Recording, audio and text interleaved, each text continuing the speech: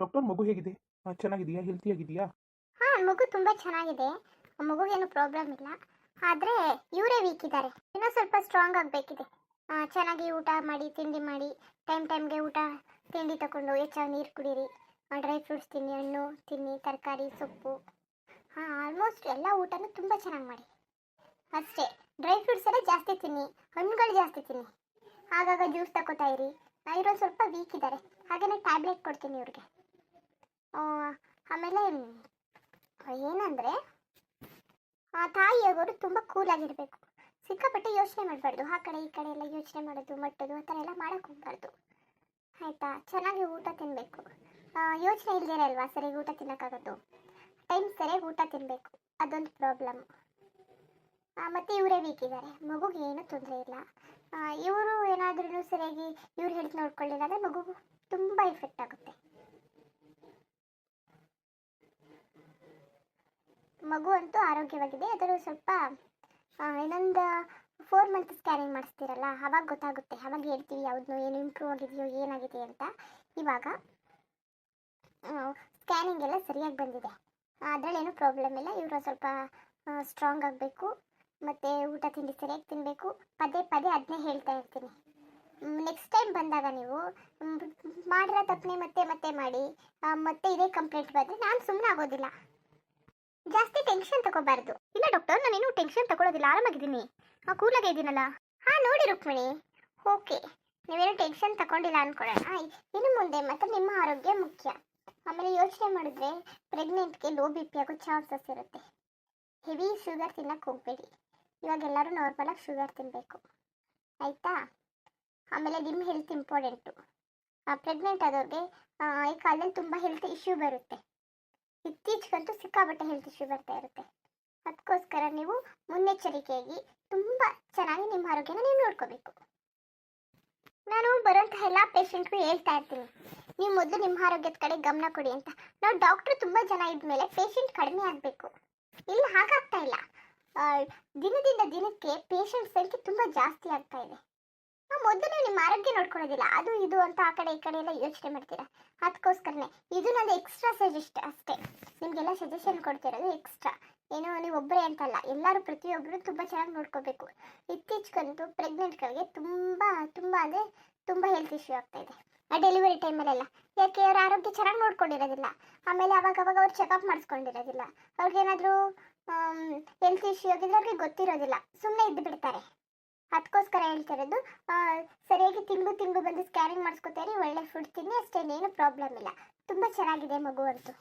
ಸರಿ ಡಾಕ್ಟರ್, ಮತ್ತೆ next month ಬರೋಣವಾ? ಖಂಡಿತ, ನೀವು ನೆಕ್ಸ್ಟ್ ಮಂತ್ ಬರಲೇಬೇಕು, ಮಿಸ್ ಮಾಡಬೇಡಿ. ಸರಿ doctor. Thank you so much doctor. ನೀವು ಇಷ್ಟೇ ಹೇಳಿದ್ರಲ್ಲ, ನನಗೆ ಥ್ಯಾಂಕ್ಸ್ ಹೇಳ್ತೀರಾ? ನಾನು ಇರೋದು ಸ್ಕ್ಯಾನಿಂಗ್ ಮಾಡಿಬಿಟ್ಟು ಹೇಳಿದ್ದೀನಿ ಅಷ್ಟೇ, ಇದು ನನ್ನ ಕರ್ತವ್ಯ. ನಾನು ಮೊದಲು ತುಂಬ ನಂದಿನಿ ಅವ್ರ ಮಗು ಆಗ್ತಿತ್ತಲ್ಲ, ಅವಾಗ ತುಂಬ ಆಸೆ ಆಗಿದ್ದೆ. ಆ ಮಗು ಏನಾದರೂ ಚೆನ್ನಾಗಿ ನೋಡ್ಕೊಳ್ಳೋಣ, ತುಂಬ ಚೆನ್ನಾಗಿ ನೋಡ್ಕೊಳ್ಳೋಣ ಅಂತ. ಏನೋ ದೇವ್ರು ಆ ಥರ ಮಾಡಿಬಿಟ್ಟ. ಈ ಮಗುನಾದ್ರೂ ಉಳಿಸ್ಕೊಂಡ್ರೆ ಸಾಕು. ನಂದಿನಿ ಅವ್ರಿಗೆ ಅವರು ತುಂಬ ಖುಷಿ ಪಡ್ತಾರೆ.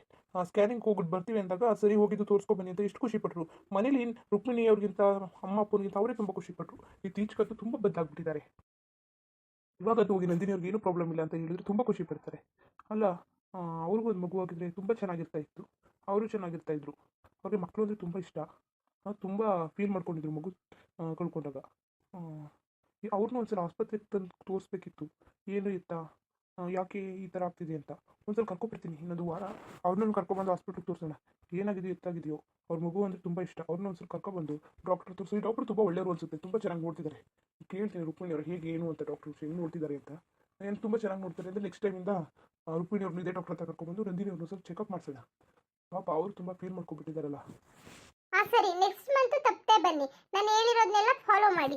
ಸರಿ ಡಾಕ್ಟರ್. ರುಕ್ಮಿಣಿ ಅವರೇ, ಈ ಡಾಕ್ಟ್ರು ಯಾವ ಥರ, ಏನು, ಹೇಗಿದ್ದಾರೆ? ಚೆನ್ನಾಗಿ ನೋಡ್ತಾರಾ? ರೀ, ತುಂಬ ಚೆನ್ನಾಗಿ ನೋಡ್ತಾರೆ. ಬೇರೆಯವರೆಲ್ಲ ದುಡ್ಡು ದುಡ್ಡು ಅಂತ ಆಸೆ ಮಾಡ್ತಾರೆ. ಆಮೇಲೆ ಬೇರೆ ಡಾಕ್ಟರ್ಸ್ ಎಲ್ಲ ಪೇಷಂಟ್ ಬಂದರೆ ನಮ್ಗೆ ದುಡ್ಡು ಅಂತ ಯೋಚನೆ ಮಾಡೋ ಟೈಮಲ್ಲಿ ಇವ್ರು ಬರೋದೇ ಬೇಡ, ನೀವು ಕಡಿಮೆ ಆಗಬೇಕು ಅಂತ ಹೇಳ್ತಾರಲ್ಲ, ತುಂಬ ಒಳ್ಳೆ ಡಾಕ್ಟ್ರು ಇವರು. ಹೌದಾ? ನನಗೆ ಒಂದು ವಿಷಯ ಹೇಳಬೇಕಿತ್ತು ನಿಮಗೆ. ಏನು ಹೇಳ್ರಿ? ಅದೇ ನಂದಿನಿ ಅವ್ರಿಗೂ ಕರ್ಕೊಬಂದು ಆಸ್ಪತ್ರೆಗೆ ತೋರಿಸ್ಬೇಕಿತ್ತು. ಯಾಕೆ, ಏನು ಪ್ರಾಬ್ಲಮ್ಮಾ?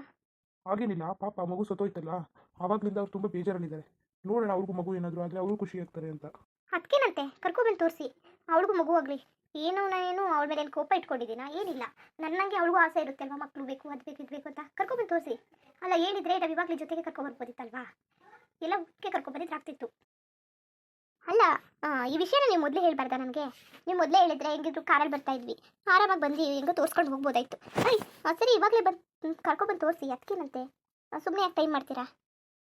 ಹೇಳ್ತಿರೋದು ನೀವು ಸರಿಯಾಗಿದೆ. ನಾನು ಇವತ್ತೇ ಕರ್ಕೊಂಡು ಹೋಗ್ಬೇಕಿತ್ತು. ಎಂಥ ಕೆಲಸ ಮಾಡ್ಕೊಬಿಟ್ಟೆ. ಬಿಡಿ, ಇನ್ನೊಂದು 2 ದಿನ ಆದ್ಮೇಲೆ ಕರ್ಕೊಂಡು ಬರ್ತೀನಿ. ಈಗ ಏನು ಮಾಡೋದು? ನಿಮ್ಮ ಮನೆಗೆ ಬಿಟ್ಬಿಟ್ಟು ನಾನು ಫ್ಯಾಕ್ಟ್ರಿಗೆ ಹೋಗ್ತೀನಿ ಊಟ ಮಾಡಿಕೊಂಡು. ಹಾಂ ಸರಿ. ಆಮೇಲೆ ನಿಮ್ಮ ಗ್ಯಾಸ್ಟ್ರಿಕ್ ಅಂತಿದ್ರಲ್ಲ, ತೋರಿಸಿರಿ ಬನ್ನಿ. ಇಲ್ಲೇ ಗ್ಯಾಸ್ಟ್ರಿಕ್ ಡಾಕ್ಟ್ರ್ ಎಲ್ಲ ಥರ ಡಾಕ್ಟ್ರ್ ಎಲ್ಲ ಇಲ್ಲೇ ಇದ್ದಾರೆ. ಇಲ್ಲ ಇನ್ನೊಂದು ಸ್ವಲ್ಪ ಬರ್ತೀನಲ್ಲ, ಇನ್ನೊಂದು 3 ದಿನ ಬರ್ತೀನಲ್ಲ, ಅವಾಗ ತೋರಿಸ್ತೀನಿ. ಇವಾಗ ಗ್ಯಾಸ್ಟ್ರಿಕ್ ಪ್ರಾಬ್ಲಮ್ ಏನಿಲ್ಲ. ಹೌದು, ಟ್ಯಾಬ್ಲೆಟ್ ತೊಗೊಂಡಿದ್ದೆ, ಎಲ್ಲ ಸರಿ ಆಯಿತು. ಸರಿ, ಇವಾಗ ಏನು ಮಾಡಿ ಗೊತ್ತಾ, ನಂದಿನಿಗೆ ಹೋಗಿ ಹೇಳಿಬಿಡಿ ಆಸ್ಪತ್ರೆಗೆ ಹೋಗಿದ್ದು ಬರೋಣ ಅಂತ. ಯಾಕೆ ಯಾಕೆ ತೋರಿಸ್ಬೇಕು ಅಂದ್ಕೊಂಡಿದ್ದೀರಾ? ಒಂದ್ಸಲ ಎಲ್ಲ ಆಗಿತ್ತಲ್ವಾ? ಹಾಗಂತಲ್ಲ, ಏನೋ ಪಾಪು ತುಂಬ ವೀಕ್ ಇದೆ ಅಂತ ಹೇಳ್ತಿದ್ದಾರೆ. ಒಂದ್ಸಲ ಅವ್ರು ಎದ್ದು ಚೆಕಪ್ ಮಾಡಿಸ್ಬಿಟ್ಟೋಣ, ಏನಾದರೂ ಪ್ರಾಬ್ಲಮ್ ಏನು ಇತ್ತಾ ಅಂತ. ನಮಗೂ ಒಂದ್ಸಲ ಕನ್ಫರ್ಮ್ ಆಗುತ್ತೆ. ಅಕಸ್ಮಾತ್ ಟ್ರೀಟ್ಮೆಂಟ್ ಕೊಟ್ಟು ಸರಿ ಮಾಡಿಸ್ಕೋಬೋದಲ್ವಾ? ಅದೇ ಕೆಲಸ ನಾನು ಮೊದಲೇ ಮಾಡಿದರೆ ಏನೋ ಮಗು ಉಳ್ಕೊತಾ ಇತ್ತು. ಬಿಡಿ, ಯೋಚನೆ ಮಾಡಬೇಡಿ. ಆಗೋಗಿದೆ. ಇನ್ನೇನು ಮಾಡೋಕ್ಕಾಗುತ್ತೆ? ಎಲ್ಲ ಆಗೋಗಿದೆ ಅಲ್ವಾ? ಇವಾಗೇನು ಮಾಡೋಕ್ಕಾಗೋದಿಲ್ಲ. ಮುಂದೆ ಒಂದು ದಾರಿ ನೋಡ್ಕೋಬೇಕು. ಒಳ್ಳೆ ಹಾಸ್ಪಿಟ್ಲಿಗೆ ಚೆಕ್ ಮಾಡಿಸಿ, ಒಳ್ಳೆ ಟ್ಯಾಬ್ಲೆಟ್ ಕೊಡಿಸಿ, ಆಮೇಲೆ ಮೆಡಿಸಿನ್ಸ್ ಎಲ್ಲ ಕೊಡಿಸಿ ಸರಿ ಹೋಗುತ್ತೆ. ಇವಾಗೇನು ವಾಸಿ ಮಾಡ್ಕೊಳಕ್ಕಂತಿರೋಂಥದ್ದು ಏನಾದರೂ ಇದೆಯಾ? ಒಳ್ಳೆ ಹಾಸ್ಪಿಟಲ್ ತೋರಿಸಿದ್ರೆ ಎಂಥದ್ದು ಬೇಕಾದ್ರೂ ವಾಸಿ ಮಾಡ್ಕೋಬೋದು. ಅದೇನು ಪ್ರಾಬ್ಲಮ್ ಇಲ್ಲ. ಅವಳು ಹೆಲ್ತೆಲ್ಲ ಚೆನ್ನಾಗೇ ಇದೆ. ನಾನು ಅಬ್ಸರ್ವ್ ಮಾಡಿದ್ದೀನಲ್ಲ, ತುಂಬ ಚೆನ್ನಾಗಿದೆ ಅವಳು ಹೆಲ್ತು.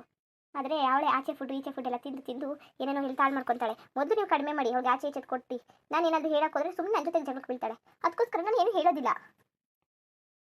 ನೀವು ಹೇಳೋದು ಕರೆಕ್ಟಾಗಿದೆ. ಆಚೆ ಫುಡ್ ತಿನ್ನಬೇಡ ಅಂತ ನಾನು ಹೇಳ್ಬೋದು. ಬಟ್ ಅವ್ರಿಗೆ ತುಂಬ ಇಷ್ಟ ಆಚೆ ಫುಡ್ ಎಲ್ಲ ತಿನ್ನೋದು. ಏನು ಮಾಡೋದು? ಅವ್ರೇನೋ ಇಲ್ಲಿಗೇನೋ ಅವ್ರು ಜಾಸ್ತಿ ಆಸೆ ಪಡ್ತಿಲ್ಲ. ಬರೀ ತಿನ್ನೋದಂದ್ರೆ ಒಂದು ಸ್ವಲ್ಪ ತುಂಬ ಜಾಸ್ತಿ ಆಸೆ. ಅದಕ್ಕೆ ತಿನ್ಕೊಳ್ಳಿ ಅಂತ ಸುಮ್ಮನಾಗಿದ್ದೀನಿ. ನೀವು ಇವಾಗ ತಿನ್ಕೊಳ್ಳಿ ಅಂತ ಸುಮ್ಮನೆ ಬಿಟ್ಬಿಟ್ರೆ ಆಮೇಲೆ ಹೆಲ್ತ್ ಪ್ರಾಬ್ಲಮ್ ಬಂದಾಗ ಸುಮ್ಮನೆ ಕಷ್ಟ ಅನುಭವಿಸ್ಬೇಕಾಗುತ್ತೆ. ಅದ್ರ ಬದಲು ನೀವೇ ಹೇಳಿ, ಒಂದು ಒಳ್ಳೆ ಮಾತಿಂದ ಕೇಳ್ತಾರೆ.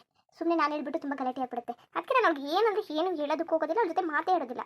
ಸುಮ್ಮನೆ ನಾನು ಏನಾದರೂ ಹೇಳಿದ್ರೆ ಅವಳು ಹೊಟ್ಟೆ ಕಿಚ್ಚು ಕೇಳ್ಕೊತಾಳೆ ಅಂತ ಅನ್ಕೊತಾಳೆ. ಅವಳಿಗೆ ಒಳ್ಳೆ ಥರ ಯೋಚನೆ ಮಾಡೋ ಶಕ್ತಿನೂ ಇಲ್ಲ. ಬೇಕಾದರೆ ಇದೇನು ನಂದಿನಿಯವ್ರನ್ನ ಈ ಥರ ಹೇಳ್ತಿದ್ದಾರೆ ಅಂತ ಬೇಕಾದ್ರೆ ಅನ್ಬೋದು. ಬಟ್ ನಾನು ಇರೋದು ಹೇಳಿದ್ದಷ್ಟೇ. ಇನ್ಮೇಲೆ ನಿಮ್ಮ ಇಷ್ಟ. ನಿಮ್ಮ ಹೆಂಡತಿಗೆ ಹಿಂಗೆಲ್ಲ ಮಾತಾಡೋಂಗಿಲ್ಲ. ಅದು ಬೇರೆ ಹಿರಿಯರ್ತಿ ಬೇರೆ. ಹಾಗಂತ ಏನಿಲ್ಲ, ಇಬ್ರು ನಾನು ಒಂದೇ ಥರ ನೋಡಿರೋದು. ನೀವಾಗ ಅನ್ಕೊಂಡು ಸುಮ್ಮನೆ ಮನಸ್ತಾಪ ಮಾಡ್ಕೋತೀರ ಅಷ್ಟೇ. ಇಲ್ಲ ಬಿಡಿ, ನಾನೇನು ಆ ಥರ ಏನು ಅನ್ಕೊಂಡಿಲ್ಲ. ನಾನು ಅನ್ಕೊಂಡಿರೋದು ನಿಮ್ಮ ಹಿರಿಯ ಹೆಂಡ್ತಿನೇ ಜಾಸ್ತಿ. ಆಮೇಲೆ ನಾನು ಪರವಾಗಿಲ್ಲ, ನನ್ನ ಕಿರಿಯ ಹೆಂಡ್ತಿ ಅಲ್ವಾ? ನಾನು ಆ ಥರ ಏನು ಅನ್ಕೊಂಡಿಲ್ಲ ಬಿಡಿ. ನಾನು ನಿಮ್ಮ ಹಿರಿಯ ಹೆಂಡ್ತಿ ಇದ್ದಾರಲ್ಲ, ಆ ಥರ ಏನಲ್ಲ ನಾನು. ಸೇಮ್ ನಿಮ್ಮ ಥರನೇ. ಬೇಕಾದ್ರೆ ಅವಳೇ ಮೇಲಾಗಲಿ, ನನಗೇನು ಪ್ರಾಬ್ಲಮ್ ಇಲ್ಲ. ನೀವು ನಾನು ಚೆನ್ನಾಗಿ ನೋಡ್ಕೊಟ್ರೆ ಸಾಕು, ನನಗೇನು ಬೇಡ. ನೀನು ಮೇಲ್ಗಡೆ ಪಟ್ಟ ತಗೊಂಡು ನಾನು ಏನು ಮಾಡಲಿ? ನನಗೆ ಬೇಡ ಅದು. ಸರಿ, ಒಳ್ಳೆಣ್ವಾ? ಹಾಗೆ ಹೋಗಬೇಕಾದ್ರೆ ಫ್ರೂಟ್ಸ್ ತಗೊಂಡೋಗೋಣ, ವೆಜಿಟೇಬಲ್ಸ್ ಎಲ್ಲ ತಗೊಂಡೋಗೋಣ. ಏನಿಲ್ಲ, ಎಲ್ಲ ಖಾಲಿ ಆಗಿಬಿಟ್ಟಿದೆ. ಆಮೇಲೆ ಅತ್ತೆ ಕಾಲ್ ಮಾಡಿ ಕೇಳ್ತೀನಿ ಏನೇನು ಬೇಕು, ಇಂಪಾರ್ಟೆಂಟಾಗಿ ಜಾಸ್ತಿ ಏನು ಬೇಕು ಅಂತ ಕೇಳೋಣ. ಈ ವೀಕಿಗೆ ಏನು ಕೇಳ್ತಾರೆ ಅಂತ. ಆಮೇಲೆ ಅಜ್ಜಿ ತಾತ ಏನೋ ತಿನ್ನಬೇಕು ಅಂತ ಹೇಳ್ತಾ ಇದ್ರು. ಏನಂತ ಗೊತ್ತಾಗಲಿಲ್ಲ ನನಗೆ. ಕಾಲ್ ಮಾಡಿ ಕೇಳಿಬಿಟ್ಟು ನಾವು ತಗೊಂಡೋಗೋಣ. ಅಜ್ಜಿ ತಾತನಿಗೆ ಏನೂ ತರಲೇ ಇಲ್ವಲ್ಲ, ಏನಾದರೂ ಮಾಡ್ಕೊಡ್ಬೇಕಿತ್ತಲ್ವಾ? ಏನು ಮಾಡೋದು? ಅವ್ರು ಏನೂ ತಿಂತಾ ಇಲ್ಲ ನಾನ್ ವೆಜ್ ಅಂತೂ. ಇನ್ನು ವೆಜ್ಜಲ್ಲಿ ಏನು ಮಾಡೋದು? ಅಜ್ಜಿಗೆ ಏನು ಇಷ್ಟ? ಹುಳಿ ಇಷ್ಟ, ಬೋಂಡ ಇಷ್ಟ. ಅದಕ್ಕೆಲ್ಲ ಸಾಮಾನೆಲ್ಲ ಹೇಳಿದ್ರೆ, ಅಮ್ಮ ಏನಾದರೂ ಹೇಳಿದ್ರೆ ಏನೇನು ಬೇಕು ಅಂತ ಅದನ್ನೆಲ್ಲ ಬರ್ಕೊಂಡು ತರ್ಬೋದಿತ್ತು. ಇಲ್ಲ, ಮನೆ ದಿನಸಿ ಐಟಮ್ ಎಲ್ಲ ಹಾಗೆ ಇದೆ. ಅದೇನು ಖಾಲಿಯಾಗಿಲ್ಲ. ಉಡೆ ಬೋಂಡಕ್ಕೆಲ್ಲ ಹಿಟ್ಟು ಮತ್ತು ಕಡಲೆಬೇಳೆ ಎಲ್ಲ ಇದೆ. ಇಲ್ಲ, ಅಜ್ಜಿಗೆ ಕಡಲೆಬೇಳೆ ಉಡೆ ಇಷ್ಟ ಇಲ್ಲ. ಅವ್ರಿಗೆ ಅಲಸಂದೆ ಕಳೆದಿರ್ತದಲ್ಲ, ಆ ಉಡೆ ಅಂದ್ರೆ ಇಷ್ಟ. ಹೌದಾ? ಹಾಗಿದ್ರೆ ಅಜ್ಜಿ ತಂದಿದ್ದಾರೆ. ಅಲ್ಲಿ ಹೋಗಿ ಬರಬೇಕಾದ್ರೆ ಎಲ್ಲ ಸಾಮಾನೆಲ್ಲ ತಂದಿದ್ದಾರಲ್ಲ, ಬ್ಯಾಗಲ್ಲಿ ಅಲಸಂದೆ ಬೇಳೆ ಇದೆ. ಅದರಲ್ಲಿ ಇವಾಗ ಹೋಗಿ ಮಾಡೋಣ ಬನ್ನಿ. ಮುಂದುವರಿಯುವುದು. ಹಂಗೆ ವಿಡಿಯೋ ಹೆಂಗಿತ್ತು ಅಂದ್ಬಿಟ್ಟು ದಯವಿಟ್ಟು ಕಾಮೆಂಟ್ ಮಾಡಿ ತಿಳಿಸಿ. ಇನ್ನು ನಮ್ಮ ಚಾನಲ್ಗೆ ಸಬ್ಸ್ಕ್ರೈಬ್ ಮಾಡ್ಕೊಂಡಿಲ್ಲ, ದಯವಿಟ್ಟು ಸಬ್ಸ್ಕ್ರೈಬ್ ಮಾಡ್ಕೊಂಡು ನೋಡಿ. ಹಂಗೆ ಲೈಕ್ ಸಪೋರ್ಟ್ ಮಾಡಿ. ಎಲ್ಲರಿಗೂ ಧನ್ಯವಾದಗಳು. ನಮಸ್ಕಾರ. ಇಷ್ಟ ಆದರೆ ಲೈಕ್ ಕೊಟ್ಬಿಡಿ. ಬರೋದ ಮತ್ತೆ.